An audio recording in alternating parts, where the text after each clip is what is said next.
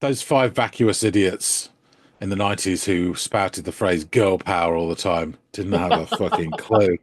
They Yeah. really didn't.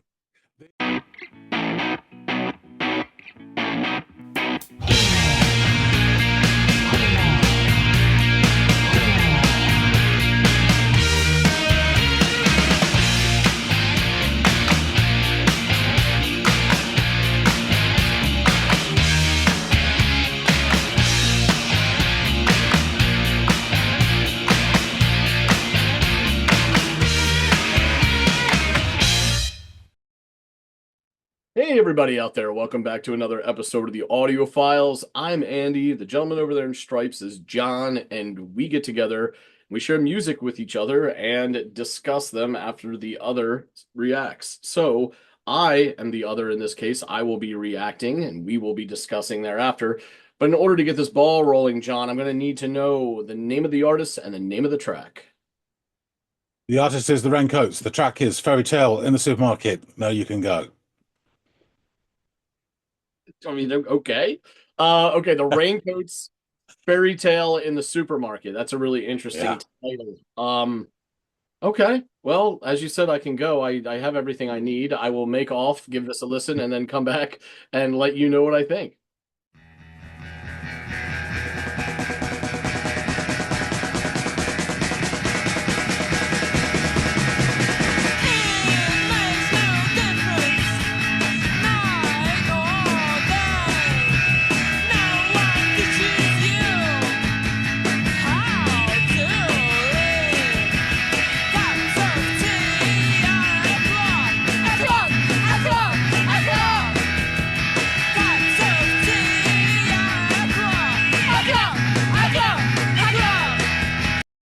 Okay, so we're pretty well into the song, given its, the brevity of the timestamp here.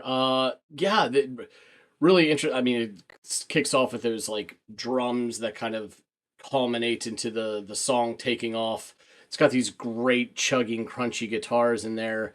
Um, there's also like this higher register, what sounds like organ notes or something coming through, just piercing through the soundscape. And a really interesting bass line that has more than just a tad of melody to it, which is always a nice little change of pace. But yeah, interesting, energetic, got a punky feel, or not too far from punk, post punk feel. Yeah, I'm digging this. I'm digging this a lot. Let's take this back just a little bit and see where it segues from here.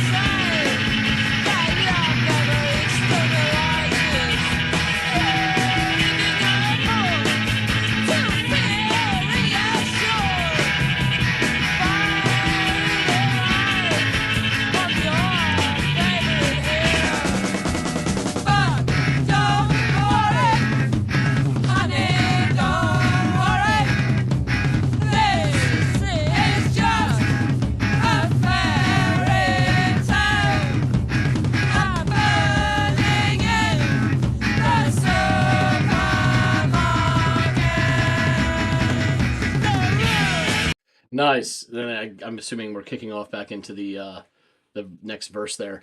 Yeah, how drum forward was that chorus? I mean, you hear it like they're signaling that they're going to move on from the verse and go into the chorus by emphasizing this drum roll, right?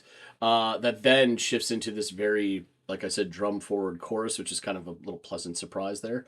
Uh, and these group, or at least two individuals, it sounds like female singers, giving this like edgy kind of chorus delivery that is fun, and it's interesting, and it's engaging. I don't know what it is about the dynamic of multiple singers that makes it sound like inviting, like it's a group thing that you want to be a part of just inherently. So yeah, I really enjoyed that a lot. It's also like sort of anthemic, like you just want to, join in. And I guess that's also something that's created by this multiple singer dynamic, and probably the drums, right? They're march. You just want to march along to this. So yeah, good stuff. Let's see what happens here in this next verse. Oh, little lead.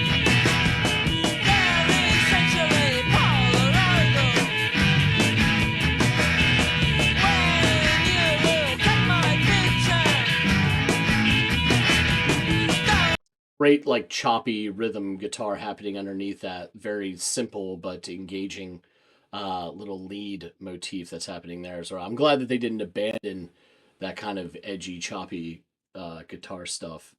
Very garagey, punky type sound.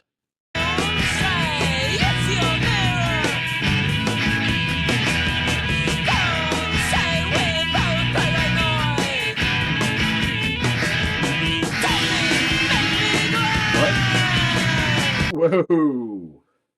What was that? That bass just sounded like it was a spring releasing its tension. This boing type sound, as awful as that imitation probably was, it kind of had that feel to it, like a spring being sprung. Yeah, I want to go back to that super interesting shift in tempo.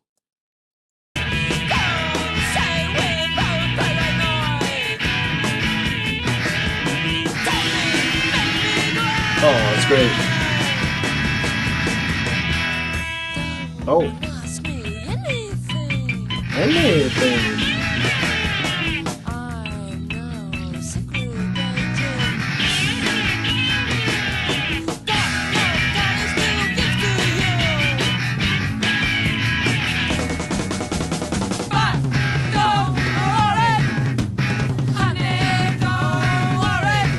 Nice.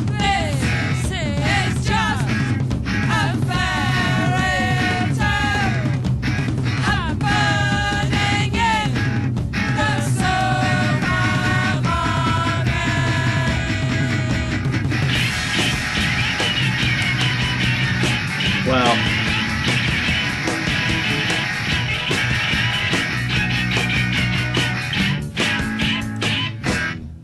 Ugh. Wow. What a absolute bowling ball of butcher knives that was. So much energy in there and just edginess.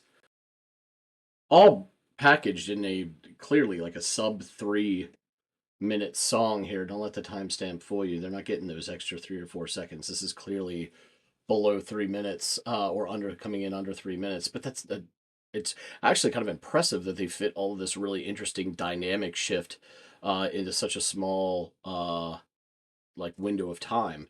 Basically, from that of the bass, all this back and forth. I expected them to kind of ride out that tempo increase for a little bit longer, but they pull back and then they go forward and they pull back.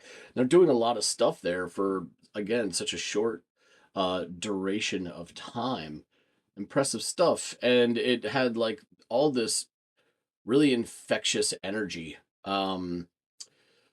It just, again, the sort of anthemic group singing makes you want to feel part of the community in this song, and you want to take action and get up and be part of it.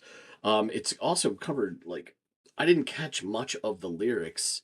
It's really hard to, because the mix in the verse, the music is a little bit higher in the mix, and that kind of, like, for me, drowns out the vocals a bit. But I caught bits and pieces, and just this overall idea of like daydreaming a fairy tale while in a supermarket alone, just the idea of that is pretty evocative, right? Because here is this routine act that you do probably on a weekly or bi-weekly schedule, going out and getting the groceries. It's so routine and seemingly inane, and when you start to fall into these routines or notice these routines, sometimes you dream of bigger and better things and better places. You're like, is this really where I am? It's just the cyclicality of all of that. You want to break that, I think, cycle. And maybe the song is about, daydreaming of getting out of that routine and, finding interests elsewhere, something that's far more um, enticing or fun.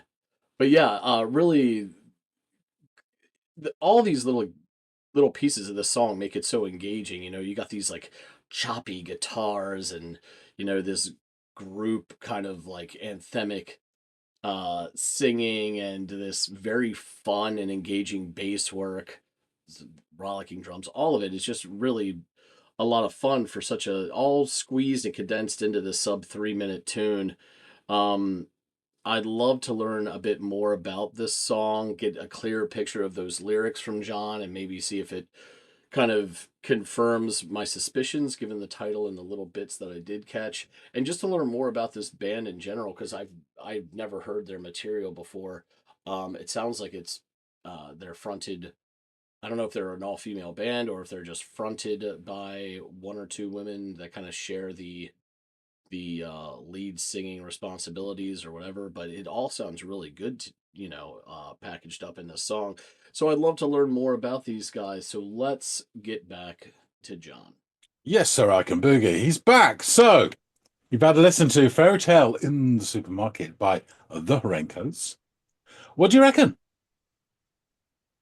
They packed a lot into this. I mean, I know the timestamp said it was like just over 3 minutes, but this thing was just under 3 minutes in length. So it's a lot that they packed into the sub 3 minute song, which was actually pretty impressive.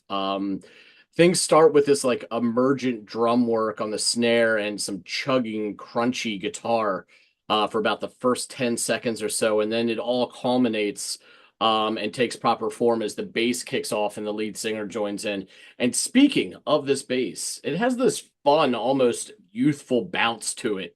And at times, there's also more than just a little bit of melody in its movement, which is really interesting and honestly probably called for given especially in the first verse how it's just so crunchy guitar that it needs a little bit of extra zest or life to it, and the bass provides that through that little bit of melody there. There was also like what sounds like sustained higher registered organ notes, all while the guitar continues with these like really clanging crunchy chords that just chop away through the verse. Now I'll say because of there's so many like I don't mean this negatively, but there are a lot of abrasive sounds in the verse. You've got these Big time. high sustained organs almost bordering on wailing. I remember like it made me do the old like one eye closed wince a little bit, not in a negative way, just whoa, I'm getting hit with it. And then that choppy, like I mentioned, rough around the edges guitar work. That the vocals needed to be a bit more up in the mix for me to be able to catch the lyrical content of them. I heard her voice, and it sounded good, like it matched the mood and tone and genre and all this stuff. But it was just a little buried behind all of these angular sounds that were coupled with it or all packaged with it in this first verse. So that's my only real critique, I suppose. We get a flourish of the drums around the minute 7 mark that foreshadows the song's next move, which is a shift into the chorus. And so the chorus kicks off, and these terrific rolling toms by the drummer sort of take off. And a little bit of a surprise there because you get this drum roll that you then think is going to lead into like a down chord or something like that, but it blossoms into more interesting drum work by the drummer, which I thought was really really cool.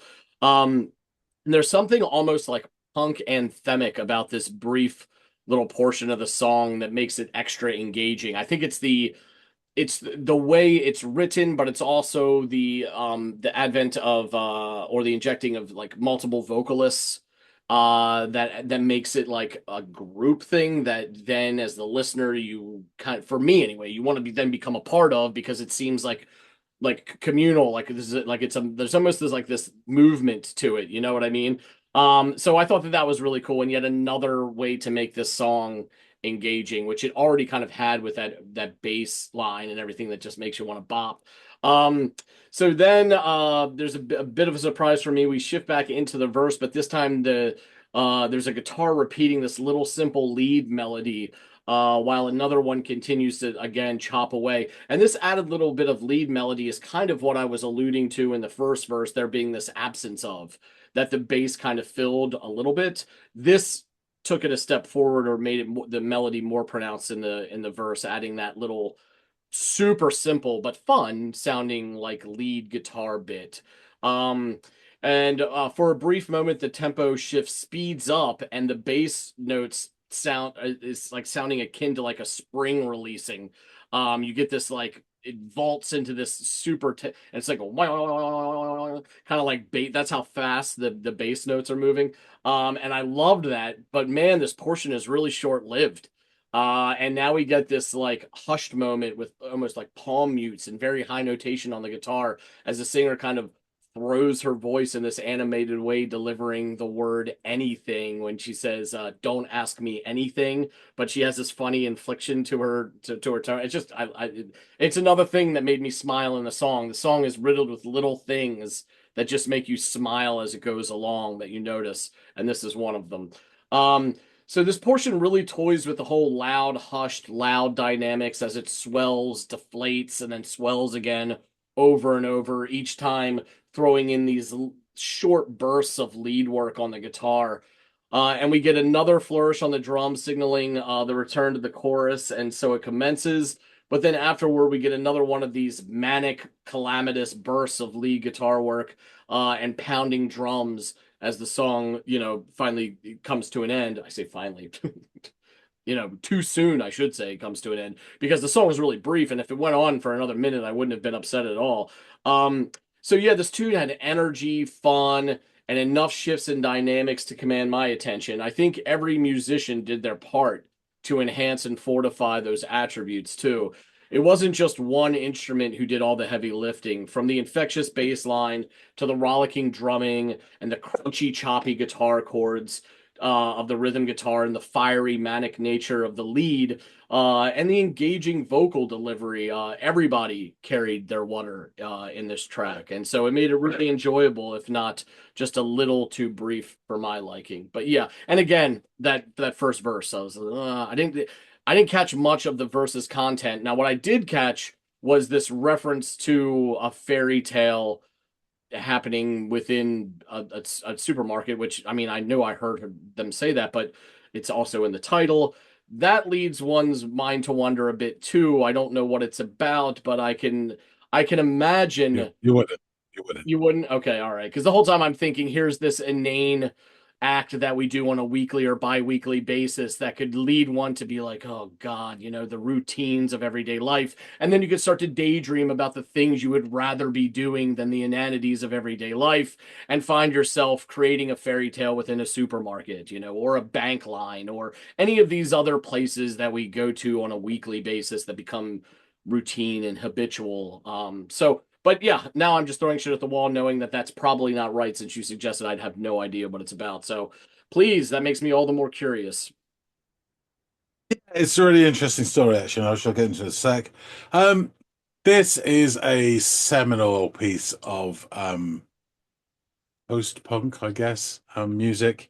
Um, as you may have gathered, you wouldn't necessarily, but it's an all-female band as well, which is Uh, again I, really important. I sort of thought out loud. I wonder if this is like an all-woman band because they're clearly fronted by at least one or two women. Because Yeah, even the group part sounded like it was two female voices. So all right, cool, that's good to right. know.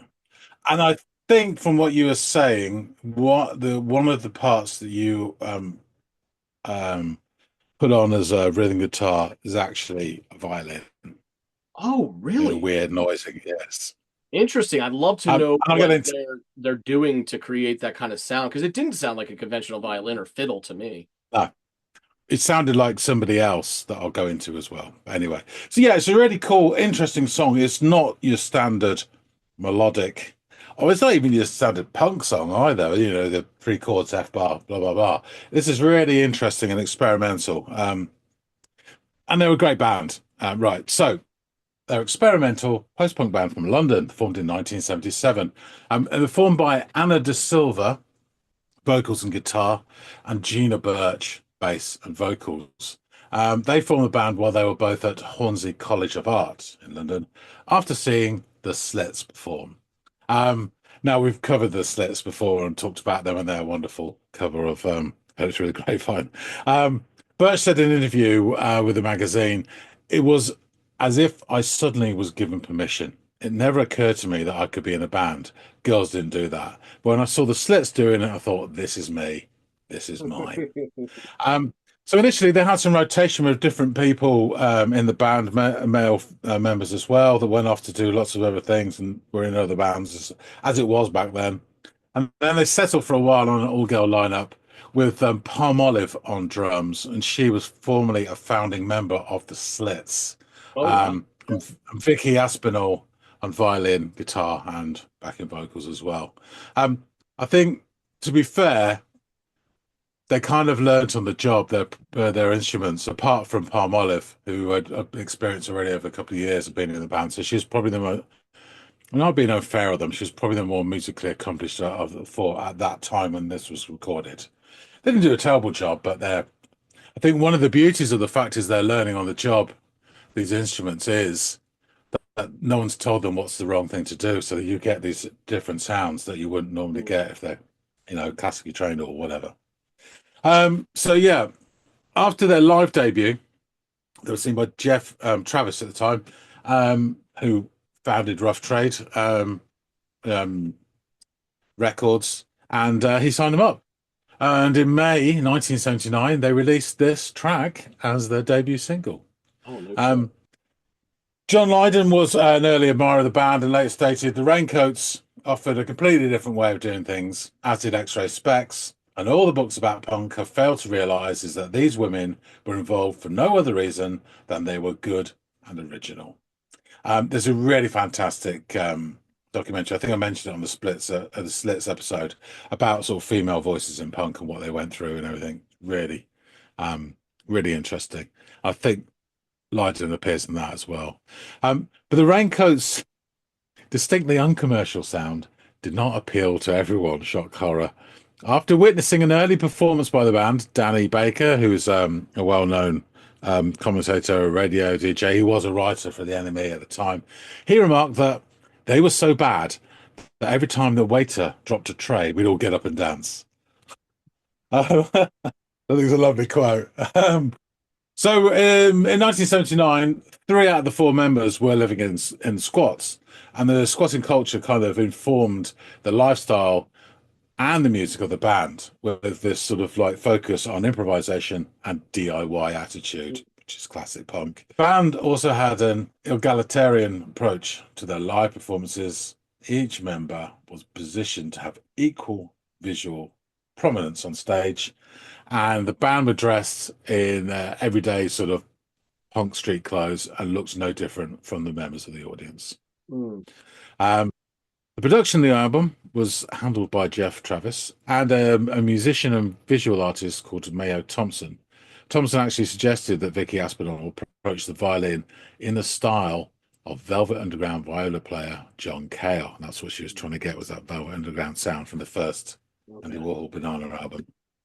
And as I said, we've mentioned the Slits cover of Poetry of the Grapevine, which was quite notorious. The Raincoats do an even more interesting version of the Kinks' Lola on this album. It really is something to behold. I'll leave that to discover it for yourself. Yeah, I was gonna say, and interestingly, you didn't choose it for me, so there's got to be an explanation. Yeah, that's too much in one go. That's the album there, obviously. The cover is a painting by Pan Haisol Lee from a book called Pictures by Chinese Children. And that's as much as I can find out about it. It's a really cool cover. I don't know why they picked it or what it means or anything. Yeah. But the album is seen as a landmark in post-punk and alternative music and is really seen as like forward-thinking experimental rock. There's a really nice there's loads of like reviews, etc. But Tiny Mixtapes, our website, I wrote, the Raincoats' self-titled debut album is a shining example of the ripe musical possibilities available in the aftermath of the late 70s punk explosion. And it's kind of what we talked about lots before, is punk, although it was a big thing, it's what came after it, which is just so amazing, and all labelled under post-punk or new wave, but there you go. Anyway, back to his Right up. A collection of oddball rhythms, slightly off-key girl harmonies, a violin instrumental mishmashing was rare in the punk days, and a truly stellar and unique cover of the Kinks' Lola. It's forward-thinking experimental rock with a deceptively simple veneer that, when stripped back, reveals a pulsing heart of accessible, avant-garde, folk-influenced punk rock. AllMusic wrote, "This music, even at its most dissonant, is stunning and captivating." Um, in 2020, Rolling Stone ranked this album at number 398 in its list of 500 greatest albums of all time, Oh wow. which is, in the top 400 is pretty amazing, Yeah, really. yeah. So the lyrics, which are very interesting, and yeah, I'll get into it. It makes no difference, night or day. No one teaches you how to live. Cups of tea are a clock. A clock, a clock, a clock. Cups of tea are a clock. A clock, a clock, a clock. I will just come in here and say there was a great book done by Jen Pelly on the Raincoats albums from the 33 and a third series. I don't know if you've seen it, but it's a big series of 140 odd books, and each book, different writer, they just pick one album and they just talk about the album, the whole Hmm. book. And she'd done this and this. And in there, she was saying that this line about cups of tea or a clock was culled from reality. At her squat, Gina found an unlikely ad hoc way of telling the time. Like a sundial, she knew if her squat mate Simon had been home because the kettle would be warm. So like cups of tea or a clock is just a Mhm. temperature gauging of activity. There you go. Um, the times I forgot, but never forgot. I don't know the books that you read, but you don't say that love never externalizes. You're rereading a book to feel reassured by the life of your favorite hero. But don't worry, honey, don't worry. This is just a fairy tale happening in the supermarket. The roots of your thoughts, they're essentially Polaroidal. When you look at my picture, don't say it's your mirror. Don't say we're both paranoid. Tear me, make me glad. Don't ask me anything. I'm no secret agent. Got no colours to give to you. But don't worry, honey, don't worry. This is just a fairy tale happening in the supermarket. So the song was written by Anna De Silva, who came up with the title and the chorus. Um, she's an interesting character. I think she's South African, but was probably brought up somewhere else as well. So she had a bit of an outsider perspective on things, and sometimes her pronunciation she picked up or her use of language just is a little bit off the norm. I mean, it's Mm. brilliant, Yeah. better than my Afrikaans, but there you go. So in that same book, that 33 and a third on the album, Jen Pelly writes, there is a scene in a documentary called Who is Polystyrene, which is set amongst the grocery store aisles where Polly is pushing a shopping cart beneath fluorescent lights, grabbing at products. It is the industrial wasteland of late capitalism. I remember distinctly thinking that her music sounded like fairy tales, but in a consumerist society, Anna says. Suddenly it came to me, this is like a fairy tale in a supermarket. Mm. The bit that she's talking about, I saw that documentary, Who is Palestine. It was really interesting. She was the lead singer of X-Ray Specs. She was a very young girl at the time, actually, and she had huge breakdown. But before she did, when she was in the band still, they were bringing up things about the consumer society, about the use of plastics and for the environment. And this is all way, way ahead of stuff going on. Really interesting for an 18-year-old girl to be like bringing this stuff up.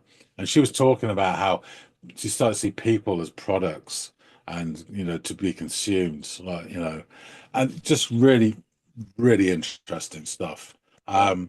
And their album's really great. And she's another really interesting, strong female character in the punk scene. It was a punk band with a huge saxophone, and her voice, and she was like opera singing training, and her voice is massive and sometimes way too big for the songs, but it just makes it even more interesting. Mhm. So anyway, back to this. So after this second album, Oddie Shape was released by the Raincoats in 1981 and featured even more sort of diversity in terms of a selection of cheap second-hand instruments such as the balafon, kalimba, and gamelan. The album incorporates British folk, dub bass lines, polyrhythmic percussion, and elements of free jazz, amongst other world music influences. Hmm. Wow. Its eclectic mix of musical genres has been described as one of the great lost moments of women in rock. And there's a lovely quote from them here when they were interviewed saying, "The basic theme in rock and roll is what goes on between men and women. Rock and roll is based on black music, and it's based in the exclusion of women and the ghettoization of blacks, which is why we want to put a bit of distance between what we do and the rock and roll tradition." Um, After the third album, Moving in 1984, the band split as the members went off to work on various solo projects. Interesting enough, and I don't know why this is, but all three albums reached the same position of number 5 in the UK Hindi charts. Obviously, not at the same time. Um, Now, here's where it gets interesting. In 1992, Kurt Cobain of Nirvana went into the Rough Trade record shop in Talbot Road, London, know it well, in search of a new copy of the Raincoats, and was sent round the corner to see De Silva at her cousin's antique shop. Cobain wrote passionately about this meeting in the liner notes of Nirvana's Incesticide album. Oh wow. In late '93, Rough Trade and DGC Records reissued the band's 3 studio albums on CD with liner notes by Cobain and Sonic Youth's Kim Gordon. Oh, And a little fantastic. snippet here from Cobain. It says, "I don't really know anything about the Raincoats except that they recorded some music which has affected me so much. Whenever I hear it, I'm reminded of a particular time in my life when I was, brackets, shall we say, extremely unhappy, lonely, and bored. If it weren't for the luxury of putting that scratchy copy of Raincoat's first record, I would have had very few moments of peace. I Mm, suppose I could have researched a bit of history about the band, but I feel it's important to delineate the way I feel and how they sound. When I listen to the Raincoats, I feel as if I'm a stowaway in an attic, violating and in the dark. Rather than listening to them, I feel like I'm listening in on them. We're mhm, in the same old house, and I have to be completely still, although they'll hear me spying from above. And if I get caught, everything will be ruined because it's their thing." There's his liner notes. Later, from his journals, which I think were published after his death, yeah. Cobain listed the Raincoats album at number 20 in his 50 favorite albums. Wow. Birch and De Silva played live in '94 to celebrate the re-releases with Steve Shelley, we mentioned his name a few times recently, drummer of Sonic Youth on drums, and Anne Wood on violin. They did a session for John Peel, which was recorded and released as an EP, and Cobain invited them to play on Nirvana's UK tour. But he died 1 week before the tour was about to start, so that didn't happen. The band carried on and released another album, Look in the Shadows, in '96, and one of the guest musicians on that album was Pete Shelley from the Mm, Buzzcocks. nice. Ah, it's like when all our little favourite people are still involved in Yeah, things. yeah. Since '96, the band have played live at various festivals and events, usually by special invitation. So they do odd things now and again still, and various re-releases and documentaries about female movements. And they're seen as the forefront of the sort of the guerrilla movement, all that sort of stuff. I will just say, it kind of pissed me off at the time that um, those 5 vacuous idiots in the '90s who spouted the phrase girl power all the time didn't have a fucking clue. They Yeah. really didn't. These people used to get beaten up in the street and spat on just for being female punks. Mhm. And they really did take the power for themselves. And that's what, so, and a lot of female artists that are alternative, as it were, owe a lot to bands like Slits and Raincoats and X-Ray Specs, polystyrene. So yeah, I thought this was really cool and different, and a little sort of insight into something that is of a place but doesn't sound like any of the other bands around it. Yeah, yeah, no, no, this is a great and the history lesson was awesome. It only makes me enjoy it that much more. I want to check out more by them. I thought it was really interesting you brought up who you just referenced there, they who shall not be named, but that 5 piece. It's really interesting because when you think about everything you just kind of talked about, and when we've covered in other bands, whether it's PJ or the Slits or whatever, Yeah, it's like these folks moved the goalpost in the wrong direction by redefining girl power as being this like commodity or product, that they were pushing in the what was that, the late 90s. Yeah, just completely different from what real power is, and the kind that, as you described, these women fought for back then. So yeah, interesting. You just made me think about that, and you're absolutely spot on. So yeah, this was a really fun listen. Even more interesting now that you filled me in on some of the backstory behind them.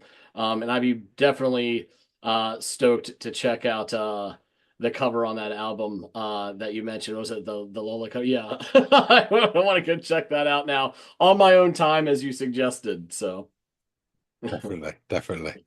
Okay, great. Well, I'll wrap things up. Thanks for listening, Sandy. thank I you. thought you'd get a kick out of all the how it all fits in Oh with yeah, everything. 1 degree of separation, Um, everything. yeah, brilliant. Folks out there, tell us what you think. If you like this, please do hit the like button. Um, and please drop some comments. I'd love to hear from you. I'm sure people have got a take on Raincoats. Um, and also, other female bands. This album, um, I know the next album a bit. It's not very well, to be honest with you. It's really this album that's grabbed my attention. I'm not listening to the third album, Moving, or the later one. So yeah, if you know about those, please tell us of what we're missing, if we are missing anything, and suggest other stuff. We always love to hear from you. If you haven't subscribed already, please do. Um, and we really appreciate everybody who supports the channel. And trust me, we need all the help we can get. That being said, thanks so much for watching. And we'll see all of you on the next episode of The Audiophiles. See you later, guys.